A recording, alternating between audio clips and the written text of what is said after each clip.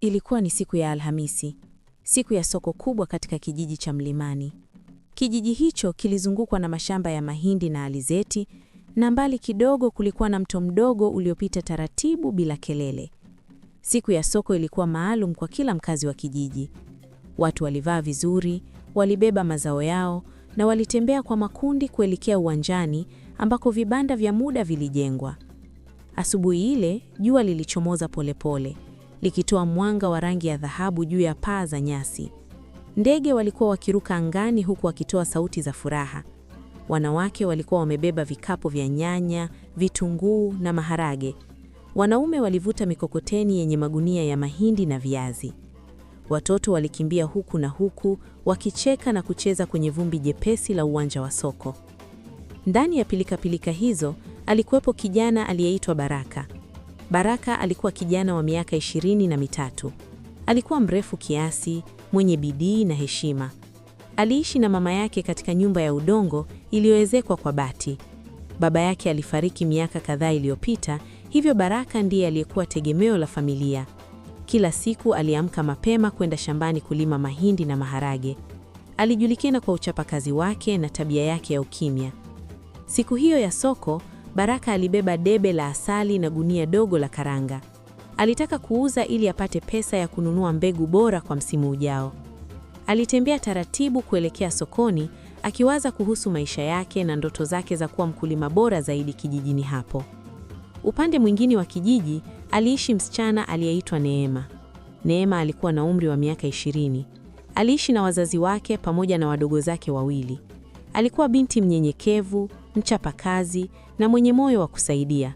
Kila siku alimsaidia mama yake kazi za nyumbani na pia alishona nguo ndogondogo kwa ajili ya majirani. Alijulikana kwa tabasamu lake la upole na sauti yake tulivu.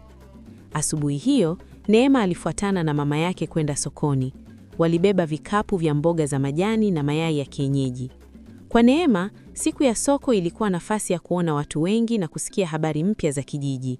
Ingawa hakuwahi kusema wazi, moyoni mwake alitamani siku moja akutane na mtu atakayemwelewa na kuthamini juhudi zake. Soko lilipoanza kuchangamka, sauti za wauzaji na wanunuzi zilijaa hewani. Harufu ya samaki wa kukaanga na mihogo ya kuchemsha ilichanganyika na vumbi la ardhi. Watu walizunguka kutoka kibanda kimoja hadi kingine wakitafuta bidhaa bora. Baraka alipata nafasi nzuri karibu na mti mkubwa wa mwembe. Aliweka debe lake la asali mbele na kupanga karanga zake kwa ustadi. Alikaa kimya akiwatazama watu wakipita. Wengine walinunua, wengine walipita bila kusimama. Wakati huo huo, Neema alikuwa akipita karibu na kibanda cha Baraka akielekea sehemu ya kuuza mayai. Macho yake yalikuwa yakitazama bidhaa zilizopangwa mezani. Bila kutarajia, macho yake yalikutana na ya Baraka kwa mara ya kwanza. Ilikuwa ni sekunde chache tu, lakini kulikuwa na kitu tofauti katika ile kutazamana. Hakukuwa na maneno. Kulikuwa na utulivu wa ajabu uliopita katikati yao, kana kwamba kila mmoja aligundua uwepo wa mwenzake kwa namna ya kipekee. Neema alihisi moyo wake ukidunda kwa kasi isiyo ya kawaida.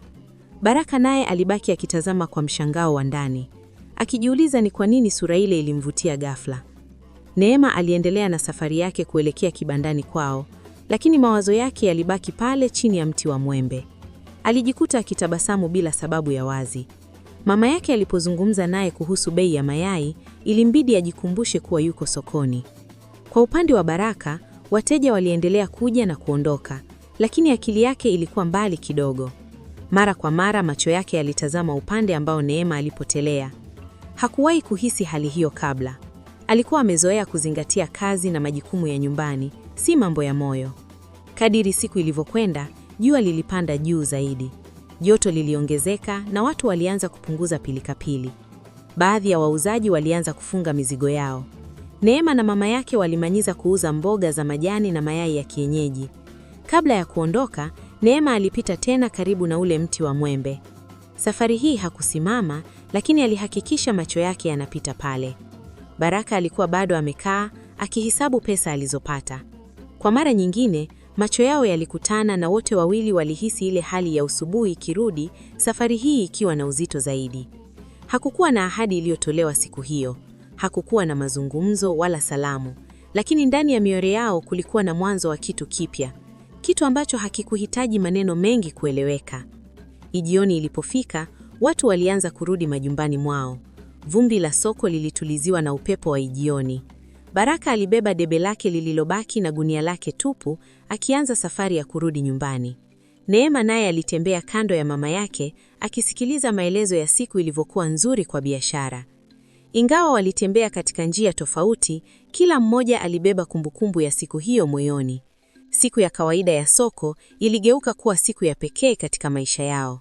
Ilikuwa ni mwanzo usio na kelele, mwanzo uliojificha ndani ya macho mawili yaliyokutana kwa bahati. Na kijiji cha Mlimani kiliendelea na maisha yake kama kawaida, bila kujua kuwa chini ya mti wa mwembe, hadithi mpya ya mapenzi ilikuwa imeanza polepole, kama mbegu iliyopandwa ardhini ikisubiri mvua ili ichipue.